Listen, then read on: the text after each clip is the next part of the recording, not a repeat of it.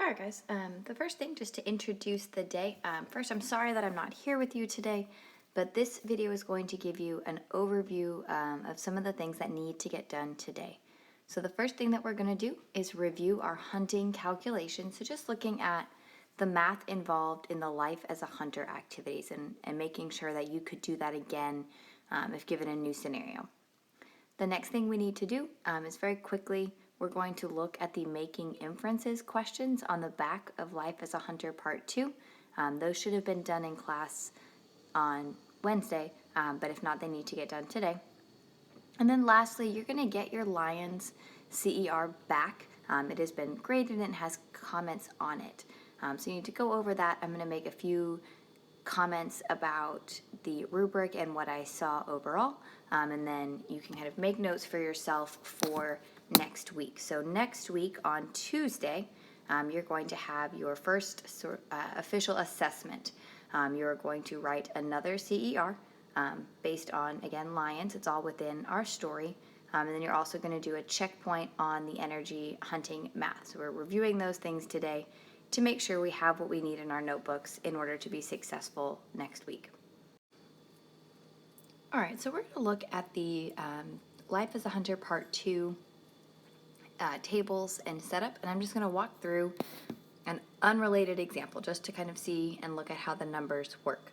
So the first table, the focus is on the cost. So what are you spending in order to get what you need? And the second table is that energy gain. So first we look at what we're going to hunt. We're focusing on the total cost to hunt the prey. And then on the end, we're going to look at that net energy gain. So first it's could we hunt it, and next is it worth it? So let's go ahead and look at one option. So I'm going to say we're going to look at warthogs and wildebeests. I'm going to hunt 2 of each. Each warthog costs negative 5,000 calories, right? And you have this on your table. And each wildebeest costs 10. So I have 2 times 5,000, or negative 10,000. 2 times 10,000, or negative 20,000. So a total of negative 30,000 calories. Let's say I had 2 hunters in my pride, 2 females that are doing the hunting rather, and each one of them, if I divide that in half, is using 15,000, right? And that's how much we said one female lion had available. So next we're going to move down to deciding, was this worthwhile? Let's say in this pride we have 1 male, 1 female, 2 cubs. So let me do some real quick math. The male needed 1750. 2 females at 1350 each would be 27,000. And the 2 cubs at 1150 each would be 23. So we add that up. 7 is 10 is 17. 2, 3, 4, 5, 6. So this is the number of calories that we need. So let's look at the math. Again, we had warthogs and wildebeest. We hunted 2 of each. Now in terms of the energy available for each, a warthog is worth 10, so I hunted 2 of them, so I get 20,000. And a wildebeest is worth 12, so I hunted 2 and I get 24. I apologize, this is positive. Minus the cost, so it was 10,000 here and 20,000 here.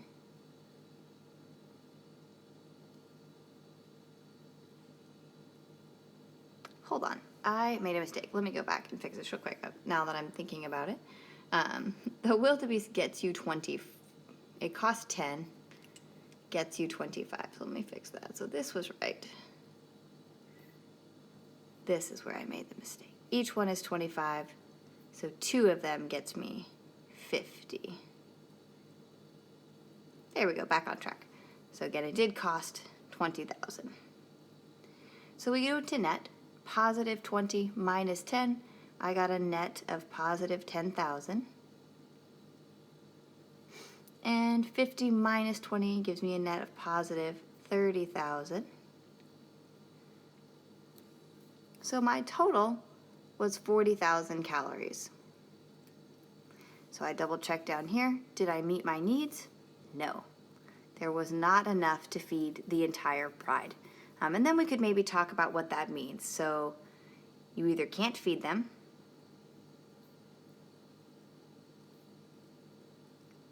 which means they're going to be tired and hungry.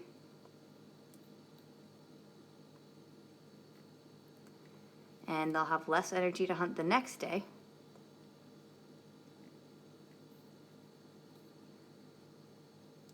And then we could think of a couple of other things. So what happens when they don't get enough food? What is the consequence to the pride as a group, to individual lions, to their ability to hunt or to protect themselves?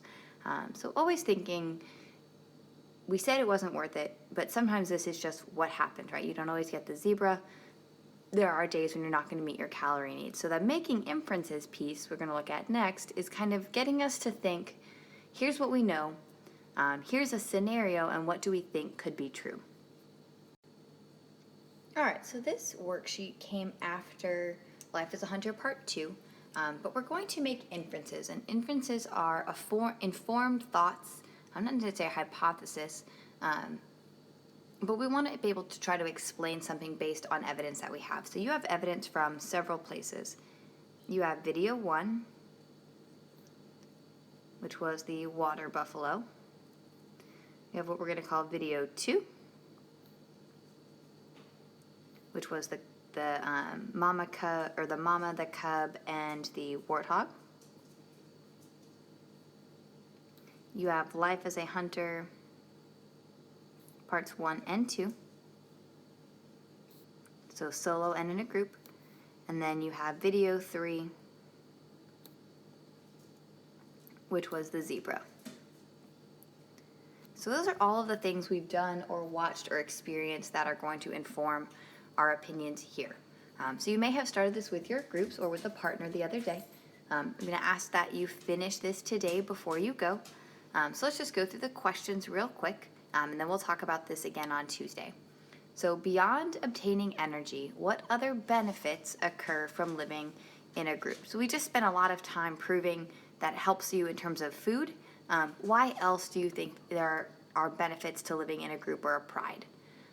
Who do you think are the lions' main competitors?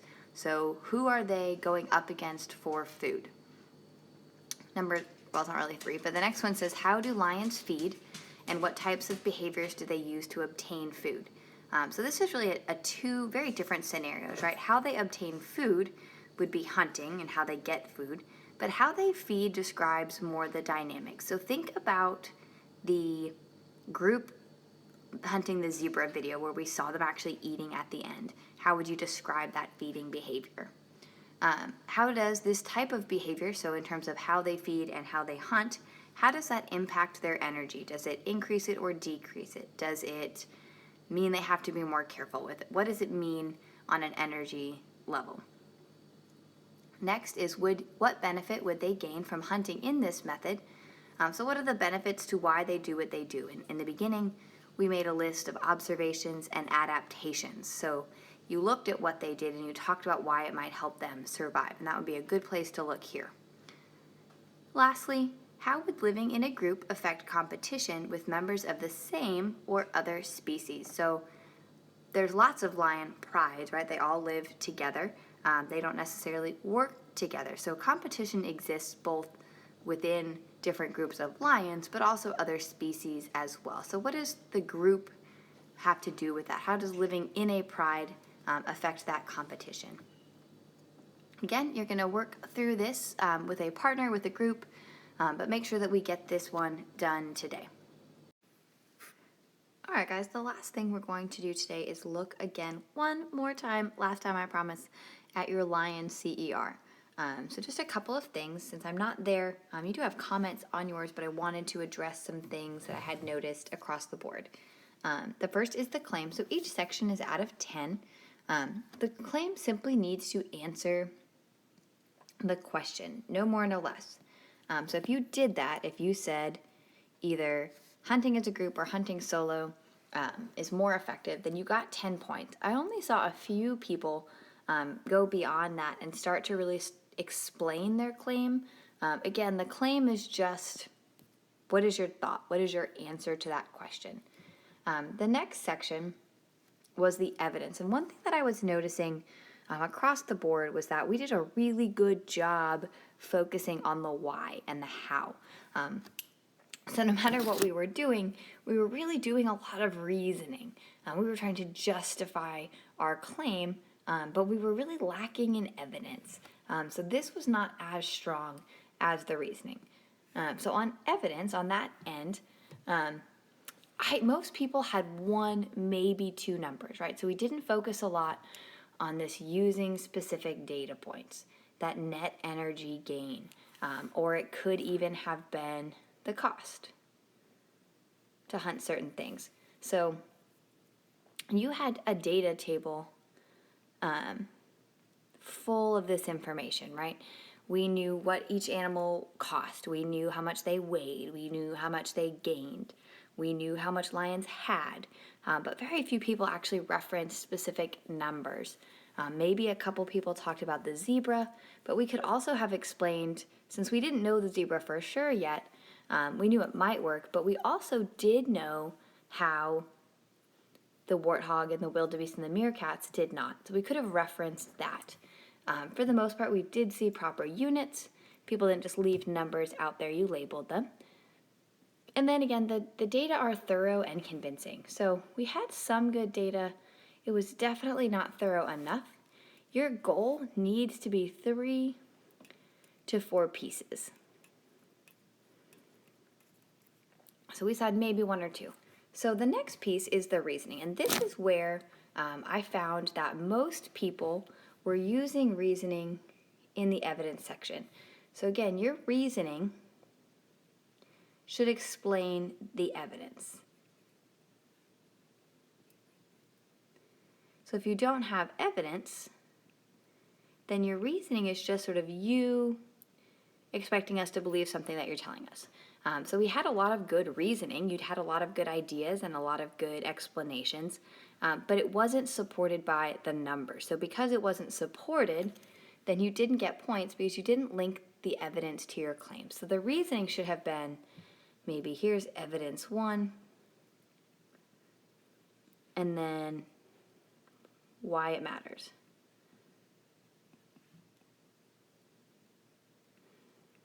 Evidence 2, and so on. Next is that it shows why the data counts as evidence by applying appropriate scientific principles.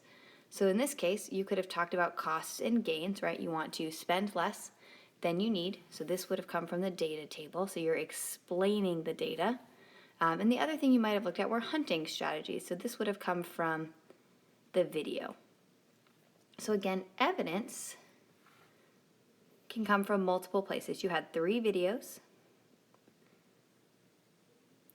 and you had at least 1 data table.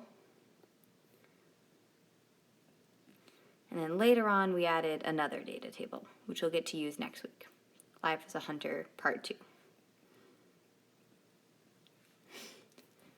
Again, reasoning is thorough and doesn't leave doubt. So something that I was thinking yesterday when I was talking to 6 Hour about this was that maybe we need to go backwards, right? So we said to list your evidence and then give your reasoning.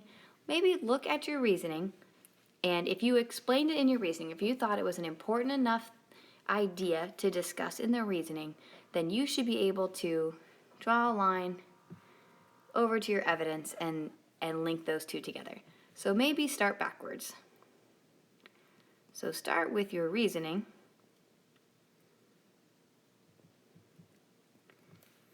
And then what evidence supports it?